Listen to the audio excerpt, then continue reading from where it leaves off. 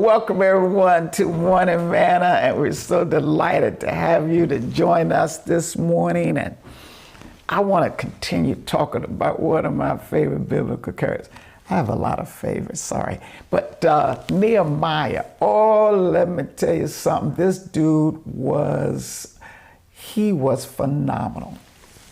You talk about a man of God. And I love this period of Old Testament history.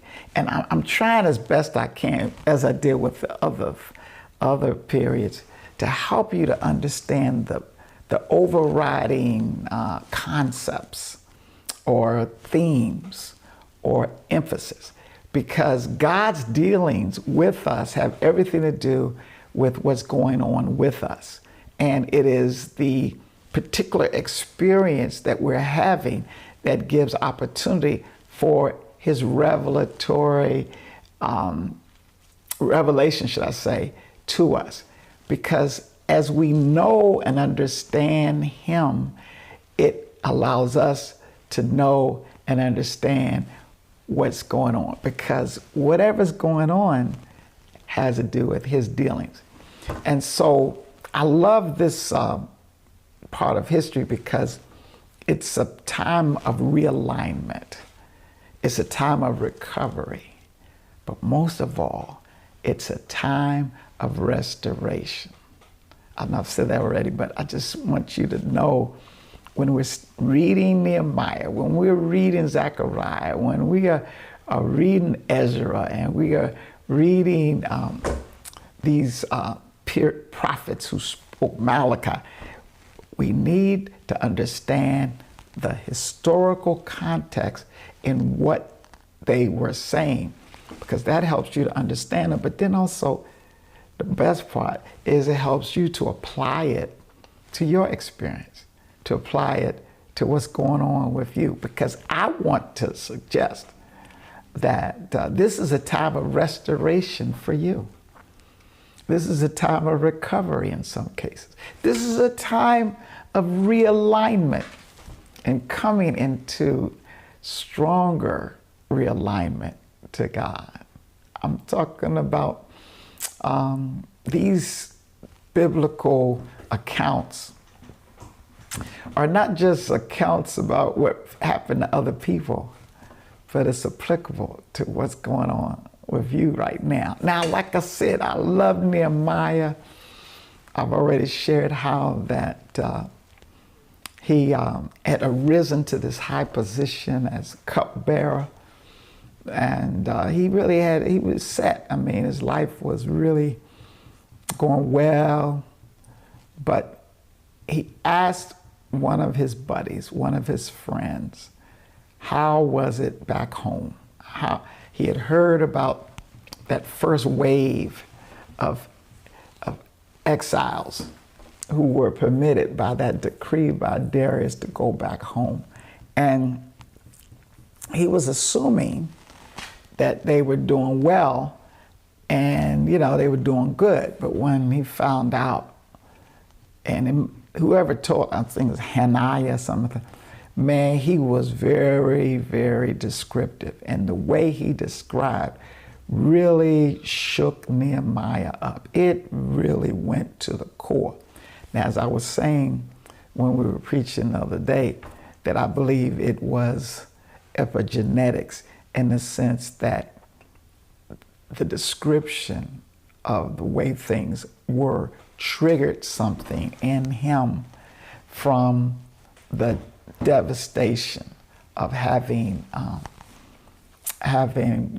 been just demolished and destroyed and humiliated and broken with the captivity.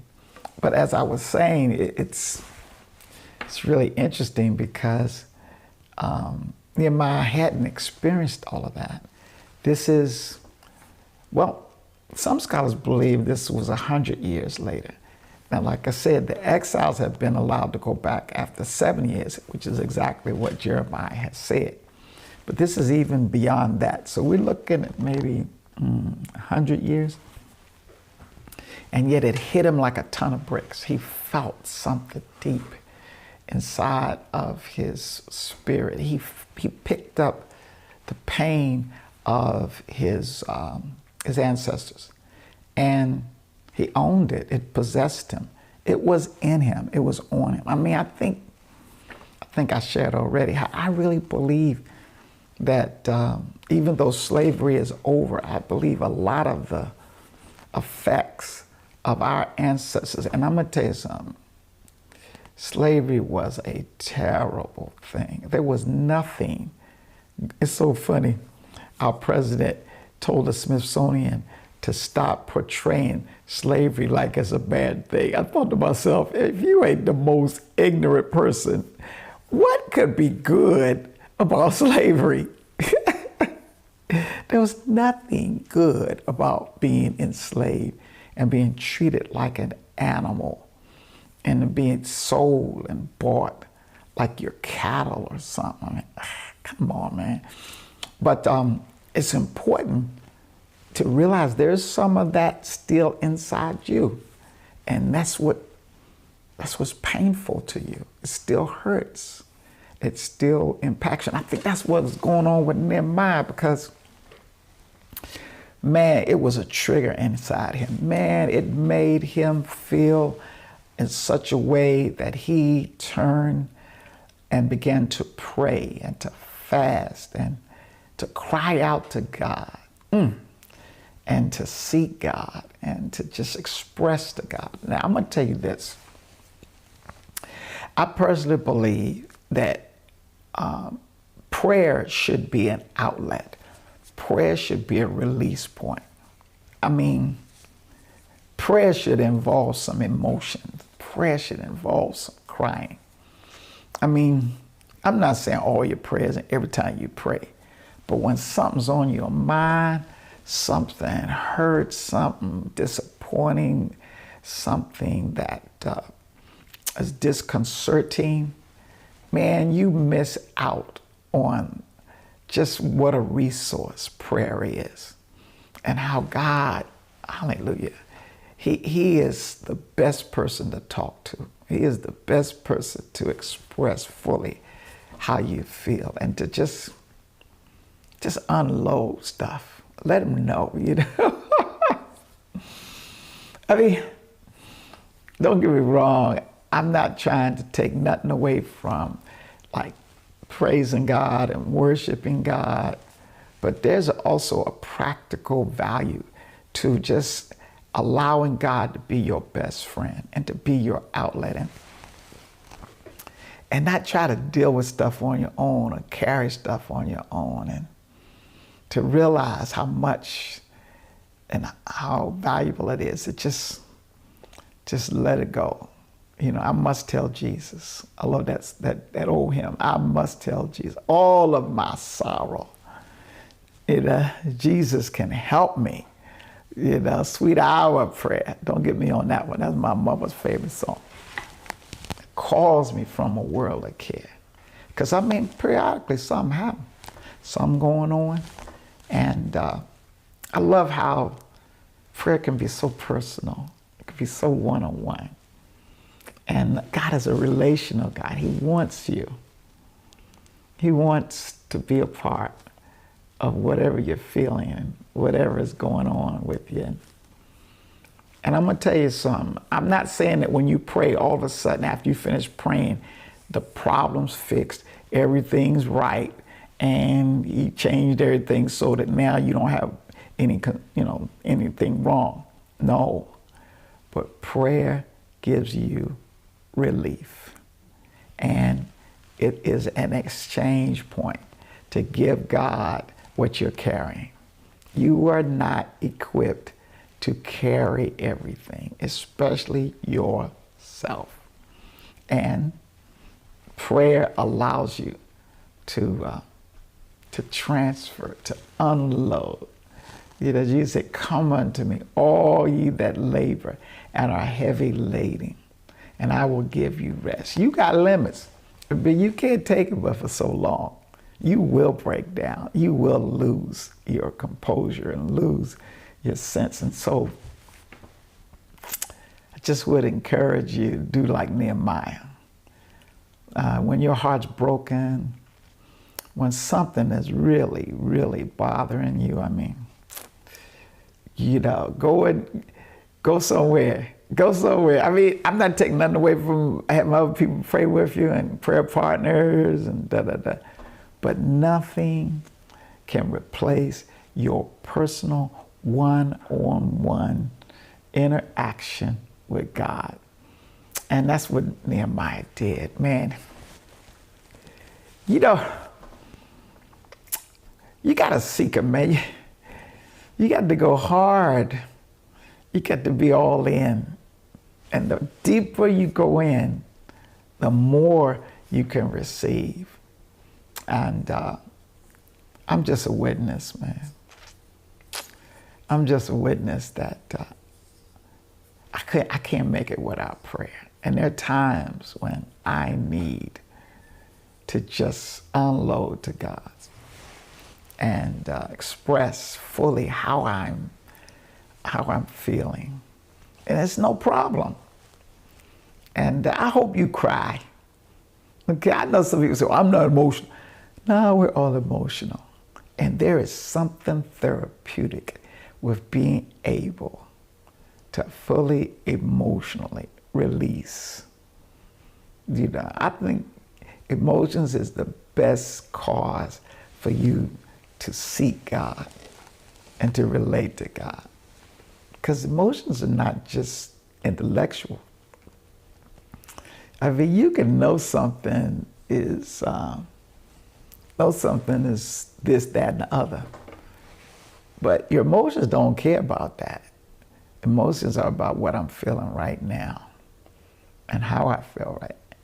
And because, like I always say, 95% of your things come from your subconscious, you definitely need God to speak to you in those times. I didn't mean to spend that much time on that. But anyway, my point is, he was really, really distraught. He was disappointed when he heard what happened. And so he was in the presence of the king, and while he was there, he went in there and he was sad. Now, I think it's a great testimony that the king says to him, you ain't never come in my presence looking sad. He said, why is your countenance down? Why are you looking, this isn't like you, Nehemiah, for you to be looking this forlorn. And I can tell something's bothering you. What's going on with you? I mean, why are you looking like that? And so Nehemiah was close enough to the king that even though he was a heathen and all of that, there's no indication that he was a believer. Of course, some things he said, I think, came from the influence of Nehemiah, because he called Nehemiah's God the God of heaven. I mean, so I think Nehemiah was witnessing to him.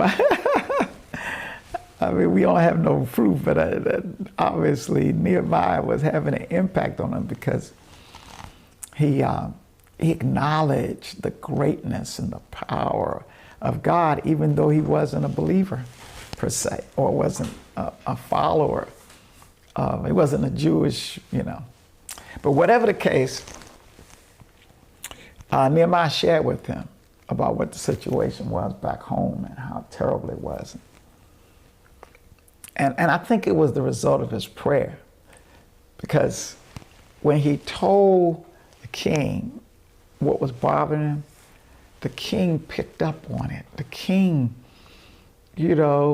became concerned too. I mean, that's the power of prayer. It can change people's posture. When you're prayed up, you influence things, you affect things. You make people do stuff they wouldn't normally do. I mean, you'll be amazed at how God, the heart of the king is in the hand of the Lord. He turns it every which way. Arguing with people, fussing with people, don't. But let me tell you something. You pray for them, and you make them an object of your prayer. I mean, it's so funny how when you pray for somebody and then you come in their presence, they react to you. They don't know what it is, but they don't know you done prayed over them. And they feel something. That's why I'm going to tell you, you should pray for your enemies. Okay? Pray for those that despitefully use you. I mean, don't be like hurting and bitter and wanting judgment. You want God to get them. No, what you do is you pray for them. Now, let me tell you this. I understand sometimes they're so obnoxious, you don't want to pray for them. You don't want to pray for their welfare. You want to pray for judgment. But I'm telling you, when you pray for them, your heart changes. But then also, because you're obeying the word, all right, you are impacting them, affecting them. And believe it or not, God put people like that in your life so you can minister to them.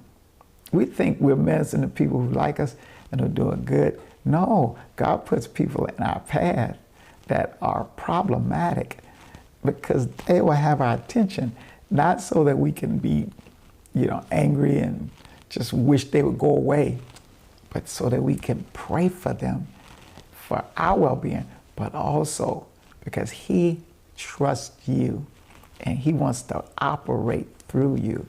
And you are on assignment. Do you understand me? I want you to realize God don't give you easy assignments when you are up to greater assignment. And I would dare say the degree of the difficulty is a measure of God's trust in you. And it's great you trust God, but growth, expansion is when God can trust you.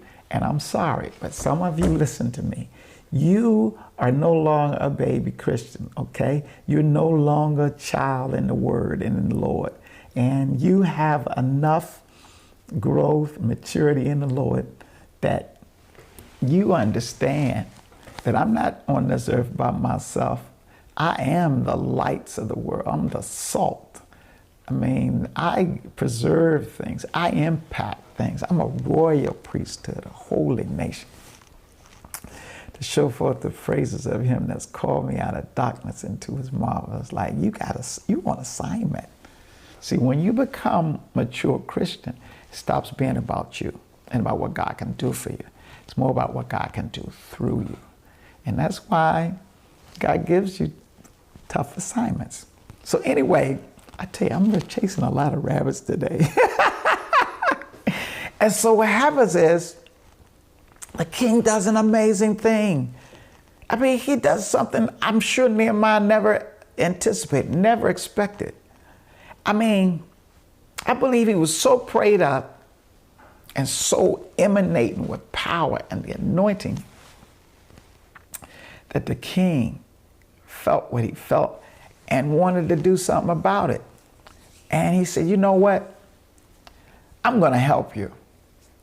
I'm going to give you the materials, the wood, and all of the things you need, the building materials, for you to go back and rebuild the walls. Because that was one of the specific things that Nehemiah bothered him, was that the walls were still burnt and broken down.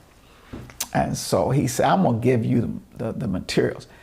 Man, I bet you Nehemiah was just, I mean, ecstatic. Because how many know God is just amazing?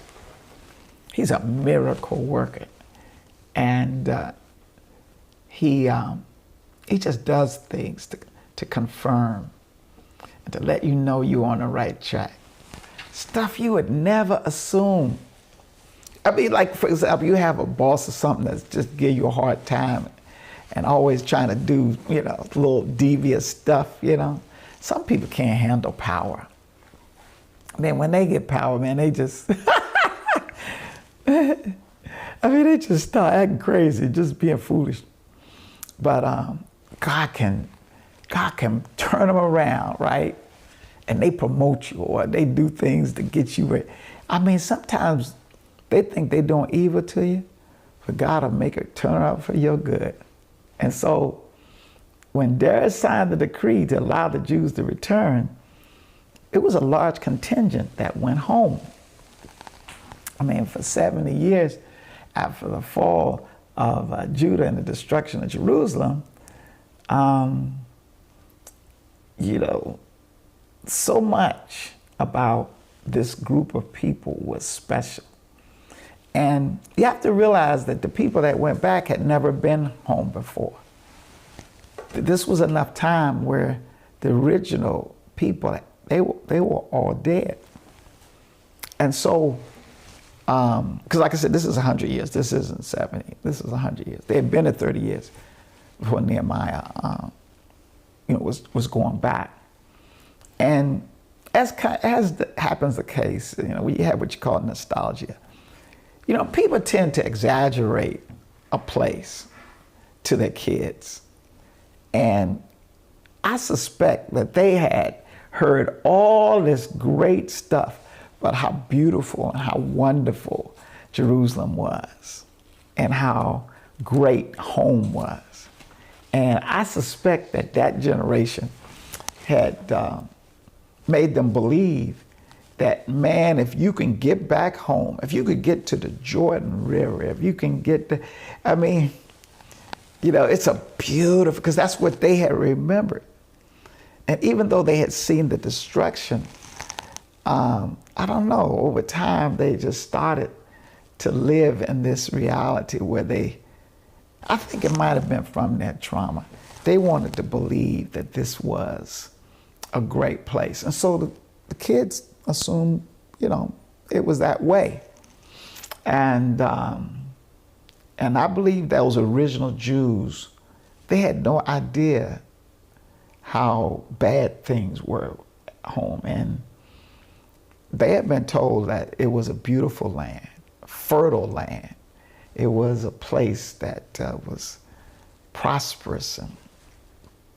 And because like I said, where they were living was a good place. They had been sent as captives, but all these other places that they were sent to were developed places that had, infrastructure and looked, relatively well. But since the Babylonians had laid siege on the city and put it in ruins, nothing had been done for this place. Imagine a place just being there for 100 years and the old charred buildings and wall were all torn up. And it had to have been a major letdown for them, because when they got there, everything was looking bleak and depressing. They looked at the place and said, oh man, this is awful. It's like we're starting from scratch. You don't have no access to wells, water. It was just really bad. And they underestimated the degree to which this place needed a massive makeover. And in chapter 2, Nehemiah, he gets there and he surveys the damage. And he could see that it was going to take a lot to turn this around. He had heard that it was bad, but when he saw it with his own eyes, he really could not have imagined how hard this was going to be. It was literally intimidating to see the extent to which this place was just messed up. There was nothing that he saw that gave him any hope or even an inkling that this was even possible. And as stirred as he had been when he had prayed, I'm sure he was really excited when Darius, the king, gave him just what he needed to rebuild walls. He was like, yes. He was like, oh man, for God to do that, that's confirmation. Have you ever got confirmation and then something else happened, which was deconfirmation? Something got you pumped up, and then the next thing that comes deflates you. All that air you had, all that energy you had, and then you look up and say, oh boy, what in the world? And as inspired as he had been by God's call on his life, he realized this is way beyond anything I could ever imagine would be needed. And I don't want to say God tricks you, but when he calls you to do something, he don't tell you everything that's going to be involved. I mean, you're thinking this, and you get there and find out it's that. And it really was a major moment of enlightenment when he looked at what actually was going to be required. But like I said, Nehemiah, to his credit, he was a man of faith. And his greatness lies in that with these terrible conditions that he now realized he was under, he still was not deterred to fulfilling God's will. I mean, I really believe that great faith is when you can absorb a bad outcome or recognize something that God hadn't mentioned.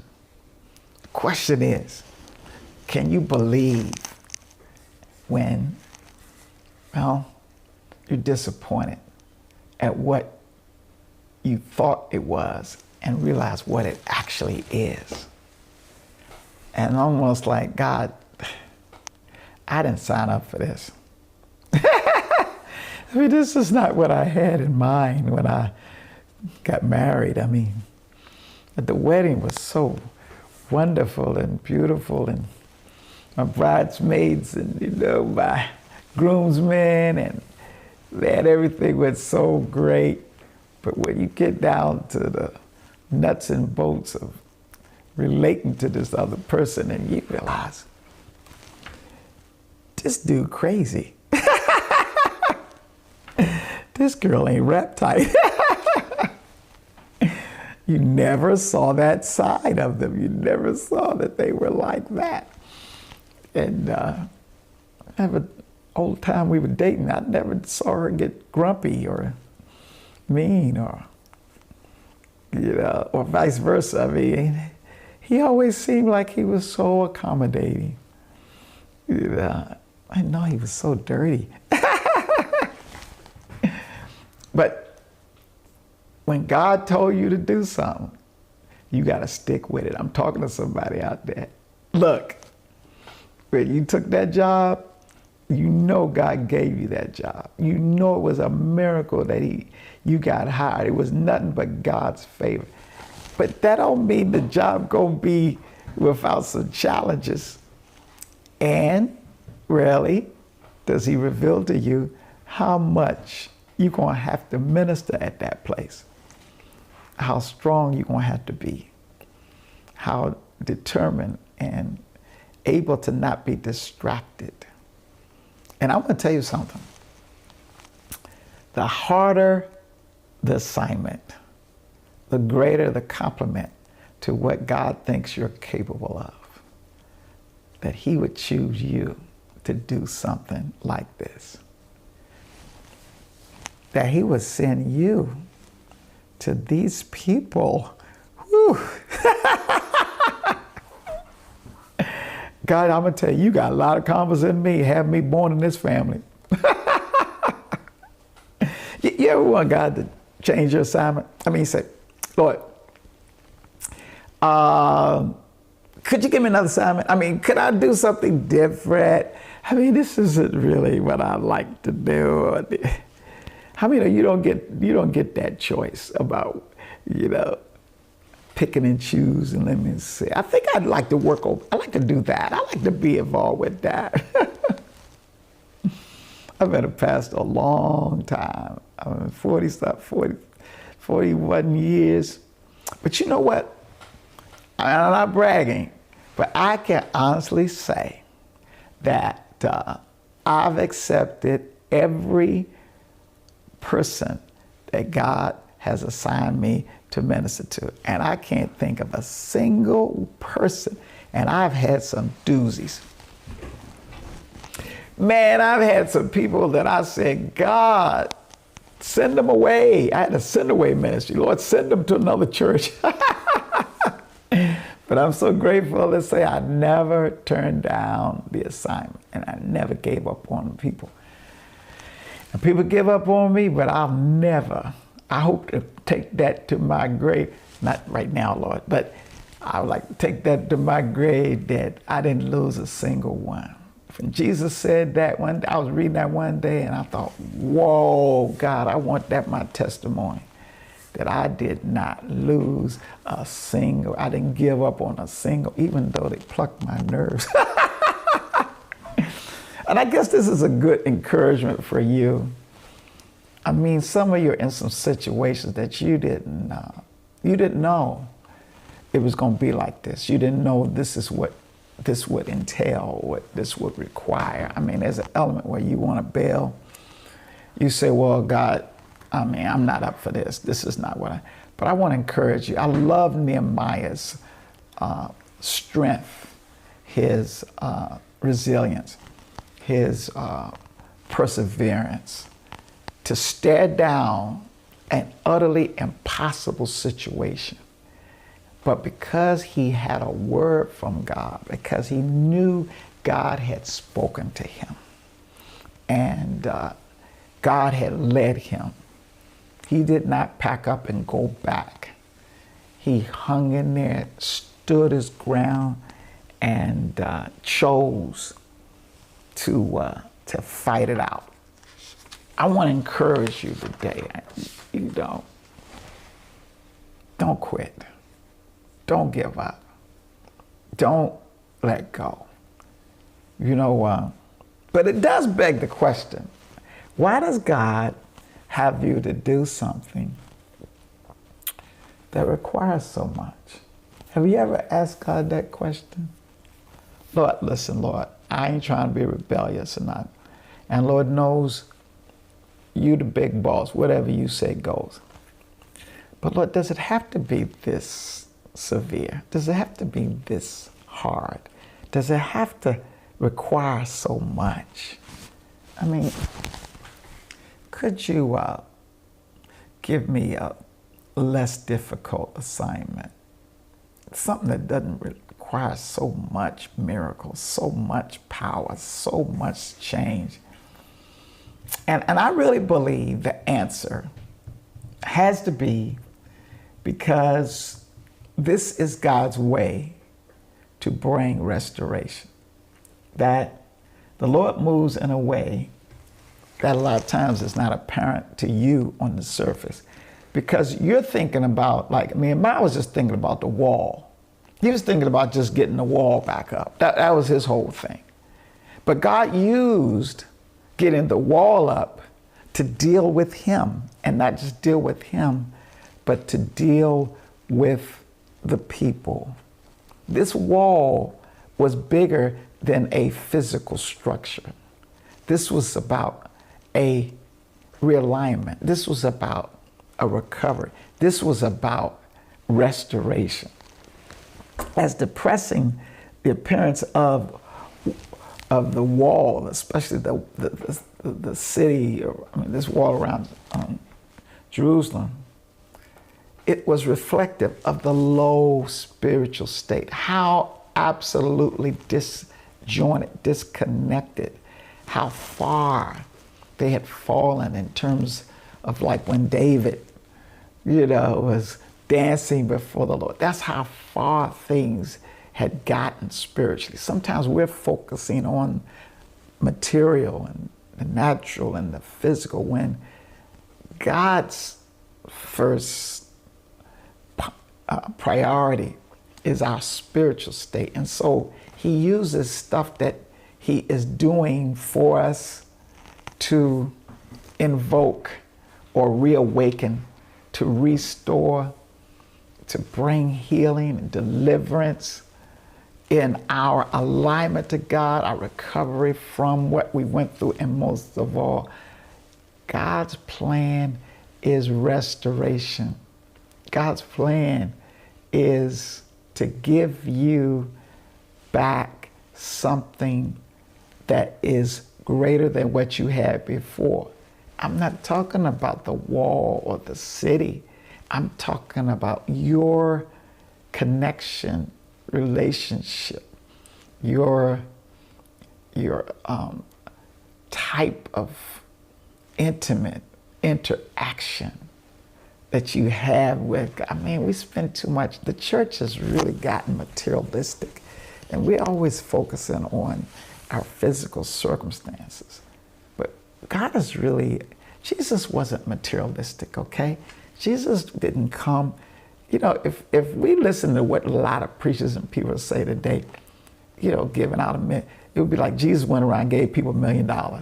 Or Jesus said, I'm gonna give you a house. All the interaction with God is about material things. Jesus said, you know, no. Jesus walked around like a poor person. I mean, he didn't have any, you know. He said that foxes have dens and birds have nests. He said, but the Son of Man don't even have no place to lay his head. Come on, Jesus, just snap your fingers and get a mansion. Only time you talk about mansion when you get to heaven. He ain't talk about no mansion here. And I say all that to say that God's priority is for you and him to come together, for you and him to be close. I mean, I'm not denying God can't bless you materially and he can make, but that's not really, what good is it? What should it profit if I gain the whole world and lose my soul? You know, God's priority is for you to learn from what you went through, to learn from the experience you had, so that you and him can be realigned in a way that you were not before. You can be close to God like you were before. And so I really believe the depressing appearance of the city was reflective of the low spiritual condition in terms of their relationship with God. And so God didn't want to just return them to the land. He needed to revive their faith. He needed to awaken their spirits. He needed to provoke cause for appreciation, for love, for praise. I mean, he wants some worship to come from your gut. I mean, I'm sorry. I'm sorry for some of the things that you've had to deal with, and it's not right how in some cases you have been treated. And, I mean, you know, the circumstances that you've had to endure, it seems almost unfair, you know. But I need you to look at the big picture. I need you to see beyond the material, beyond, you know, the fact that you got fired and you had to go through a divorce, you lost your money. I look, I'm not saying that God's in the business of just messing you up, but I do believe that God's aim for you is not just you get your stuff back and your things back, but that you come back to God, that you and him can be tight. That restoration that doesn't involve spiritual restoration is not the restoration that God has for you. And, you know, there was a lot of damage that was done by the captivity. And God had to do this in a way where he had to address what exactly was the spiritual effect. Have you ever thought about that? You know, because I think there are a lot of things we regret, a lot of things we wish didn't happen. Some of us carry some trauma about the way our life has transpired. And there is some resentment, some anger in our hearts because, we feel like we shouldn't have had to go through that. We shouldn't have had that happen to us. But I want you to realize something, that restoration is not about necessarily being vindicated, or maybe necessarily you getting back what you lost in the natural sense, human sense. But this is a way. This is a way for you and God to be on the same page, and for you to have the experience of knowing Him in a way that is satisfying, meaningful. It's about you coming into a place where you and the Lord, and this is really joy that's unspeakable. This is life more abundantly. And I know the path, the narrative, the journey had some pitfalls, some detours. I mean, in some cases, some really bad drawbacks. But God brought you through all of that, not so you would be bitter or angry or doubtful, but so that He could show you how much He loved you, and so that He could reveal all He can do for you, and so that you would feel really, really special. Boy, I'm tempted to chase another rabbit, but I don't know. I don't have a watch. I don't know where I am. I don't know how much time I got. But I really believe that when you look at Nehemiah, who was rebuilding the walls, and then Ezra and Zerubbabel, who were rebuilding the temple, these were the two major projects. It's really interesting that God used the construction and the rebuilding of these two things as a way to bring healing and to bring deliverance, to have a point of reference for them to address. Not just the fact that they lost their home, but they lost their identity.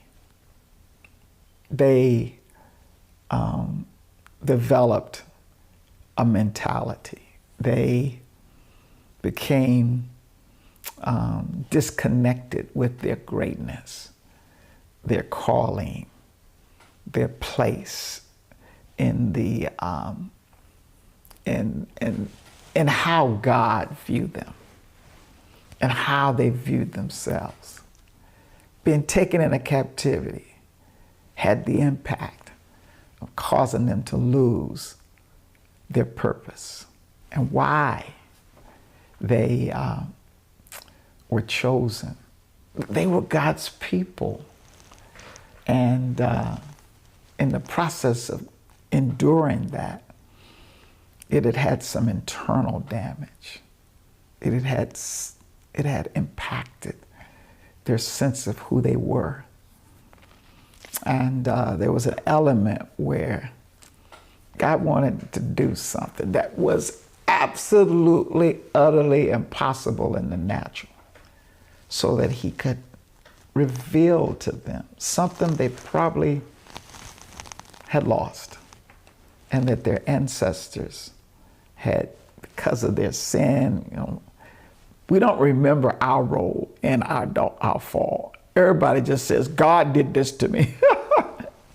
I mean, but the thing about losing is losing can become internalized. And it's okay to lose, but don't become a loser. It's okay to fall, but don't lay there too long. It's okay to endure hardship, but don't allow the hardship to reach a point where it causes you to change what God made you to be. And so the difficulty of this, seeing the absolute impossibility of this, was the opportunity for God to do something through them and to do something for them. and to reveal to him who he was and what he could do and how he was going to show them what it's like. What is it like to serve the Almighty God? What that song say, who wouldn't serve a God like this? And so, you know, let me get personal here. You know, I know it's more attractive, you know, maybe fitting in your mind to ask God to do something new. I mean, that's what we usually are praying for, because we've given up on the past. We've given up on the things that we had. We don't even want that no more. We don't want to go back to that, because we got some bad memories with that, some bad things associated with that. But what you need to realize is that God wants to take you back to what you had, because what you had affected how you think about him and how you think about yourself. God doesn't just want to restore what you lost. God wants to give you the proper perspective of who he is. You see, the captivity had caused them to develop some false perceptions, false ideas. I mean, a lot of people assume if God doesn't do it, that he couldn't do it. Never assume because God doesn't move that he couldn't have moved. I mean, you could start to think that, well, if God didn't answer my prayer, he obviously could not do it. No, it's like Abraham, you know. Abraham, you know, he tells him he's gonna have a child by next year, and Sarah, and they're laughing. Sarah's like, ha ha, in my old age, because she already had written off the promise that God had made. She was like, you know what, I'm too old now, and I can't have no. She looked at herself in the mirror, you know, and so when God told her he was like, what? You know, because she really she didn't even want that no more. Something can take so long, or you can go so much with it, you just say, well, I'll just live without it. And you've conceded that you just live. But God said, wait a minute here. Okay, so are you suggesting that there's anything too hard for God? I mean, is that what y'all trying to say? Y'all trying to tell me that anything is too hard for me? Y'all trying to question my ability?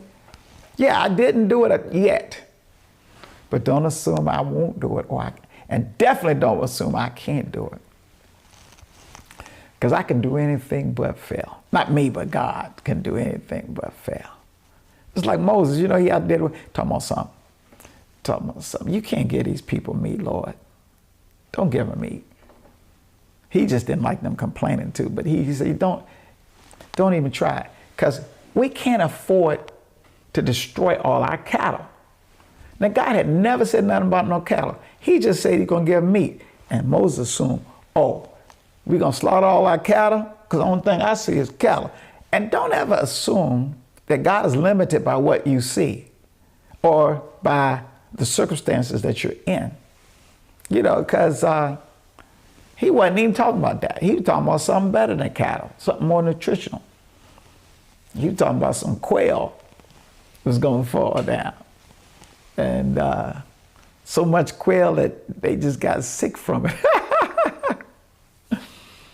You know, there are some things you've given up on. I mean, because of the way things transpired, you're under the assumption must not be God's will.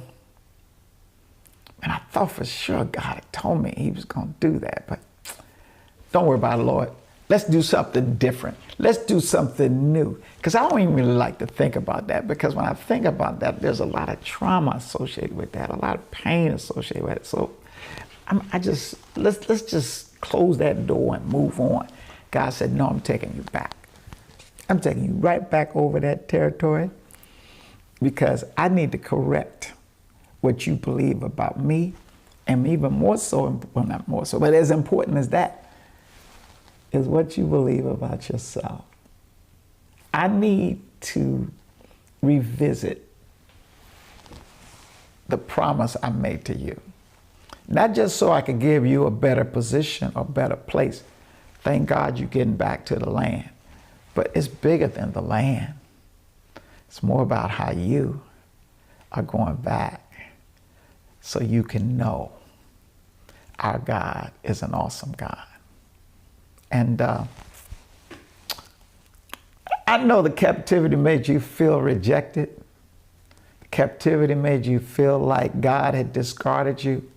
God had rejected you. None of that's true. The punishment was because of the idolatry, the misalignment, the sin. But I didn't give up on you. And I am not in any way going to not use you. My original purpose that I had for you will still be fulfilled. And so I'm taking you this way where you're going to do something. Isn't it interesting that the way that God heals us, delivers us, the way that he corrects us, and most of all, the way that he restores to us, is a way where he does something through us. And he does something with us. For Nehemiah, it was rebuilding the walls. And then later Zerubbabel and Zechariah and Haggai and, Ezra, it was about rebuilding the worship place. You are going to do the impossible, because in doing the impossible, you're going to rediscover who you are and get realignment into your purpose. The promise I made to Abraham is still in play. And you are special. I know you went into captivity, but you're still special. You are still the apple of my eye. And you are still my chosen generation. And I'm going to restore everything. The most important thing is I'm going to restore your sense of who you are, most of all, who I am. Because when I do this, you're going to know without a shadow of a doubt that I am the omnipotent God. See, losing to the Babylonians made them assume maybe our God couldn't protect us. Nothing is further from the truth. Given the lack of what you have to work with and the severity of this situation, when I do this, you're going to know who I am. And I'm going to bring back what you believed about me when your ancestors were at the Red Sea, when Joshua was at the walls of Jericho. I'm going to show you, like when Samuel was where was he at? I can't think of where he was. Or when David was at Baal Perazim, the place of the breaking forth. I mean, this is a time not just of restoration, but a time of revelation. Because you're getting restored, not just with your stuff, but with yourself. Manna out. God bless y'all. Manna out. Manna out. Bless all.